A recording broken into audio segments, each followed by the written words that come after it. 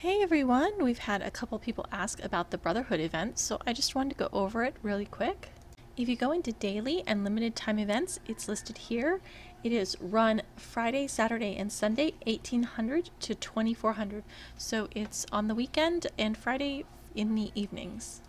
Now, why do you run Brotherhood? If you go into the shop and down to supply, the friendship shop, the silverish coins here are for the Brotherhood event, and down here at the bottom you can get titles which unlock permanent stats, so that's really what I'm going for. You can also do the totem crystals and a few other things, so it is worth going through and doing that. The Brotherhood event is located in Scarabear at the main city. There are these two NPCs here, and you can see where they are on the map. When you talk to the NPCs, one has a quest and the other one will allow you to go into the dungeon. So you could just come over here and talk to the one NPC for the quest and talk to the other NPC for the dungeon.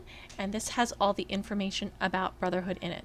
Up at the top is the Brotherhood version of stamina and how long you can run it or how many times you can run it.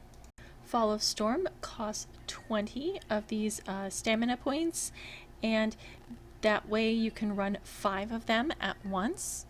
This will give you a total of 250 coins for the week if you run all of your 5 right after the other. On the other hand, Inside the Twilight costs 25 of these stamina points, and so you can run it 4 times, but you get 320 of the coins instead of the 250. So if you're able to run Inside the Twilight, that's better. It takes a little more DPS than the other one. To run this, everyone needs to be located right at the NPC here, and you talk to the NPC, the leader does, and it costs these scrolls, which you can see down at the bottom of the screen. It costs 2 for the higher one and 1 for the lower, and you just go through and kill these mobs at the entrance. This is the Twilight one. The other one is the ship, the last boss in the ship from some Storm Rebirth is that one. So this one is the last boss here, and you just go over and kill him. He's not like the Overlord version of the dungeon. He's just like the normal version.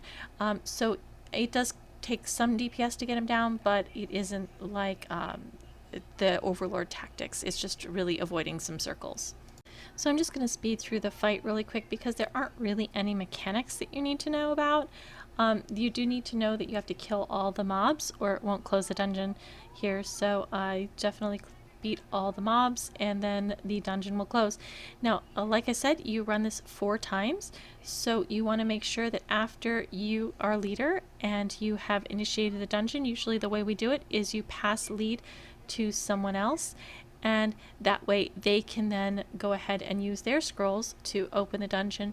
So usually you use all 4 at once, and then they go ahead and initiate the dungeon, and you do the same thing over and over again for either the 5 or 4 runs depending on which dungeon you're running. So hopefully you found this helpful and you can run this a little bit more. We will see you next time in World of Kings.